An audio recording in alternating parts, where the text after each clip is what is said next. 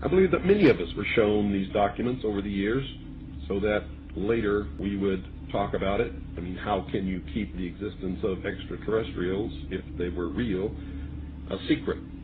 And how could anyone keep quiet knowing that they had seen documentation, official government documents labeled top secret, that expressed that these extraterrestrials were real and had visited this earth? I wanted to know just how true all of this was, and I began a program of research to find out if extraterrestrials were real. What I discovered was amazing. What I discovered, ladies and gentlemen, is that there has been a plan in existence to create an artificial extraterrestrial threat to this earth in order to create a one-world totalitarian socialist government.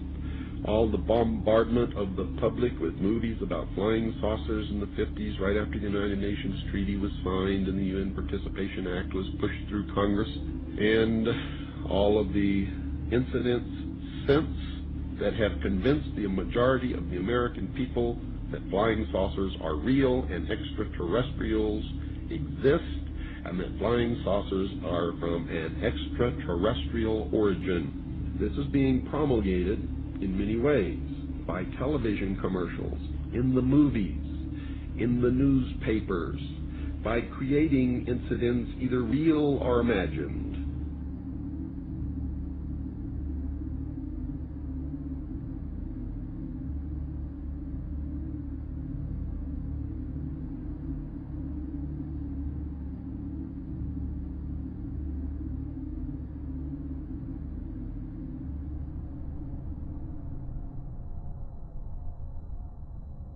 I mean, how can a nuts and bolts spacecraft, you know, two objects that are supposed to be made of metallic steel, fly into each other at thousands of kilometers an hour, become one object and then fly off in another direction?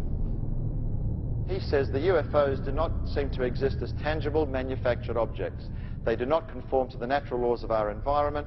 They seem to be nothing more than transmogrifications tailoring themselves to our abilities to understand. The thousands of contacts with the entities indicate that they are liars and put-on artists.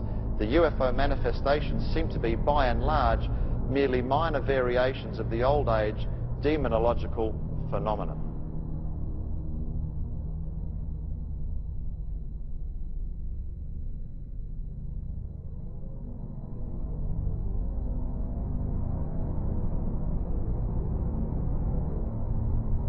And again, the researchers will show you that the messages being received are deceptive in nature.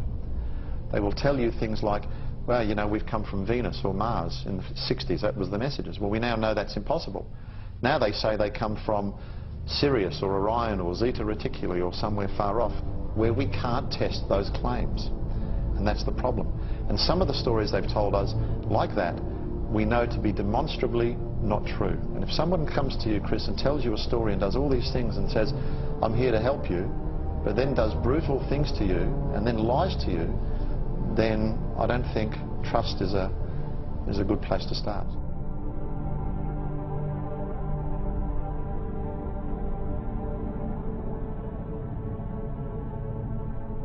There is no evidence, I wish to emphasize, that these life forms from elsewhere are hostile towards us.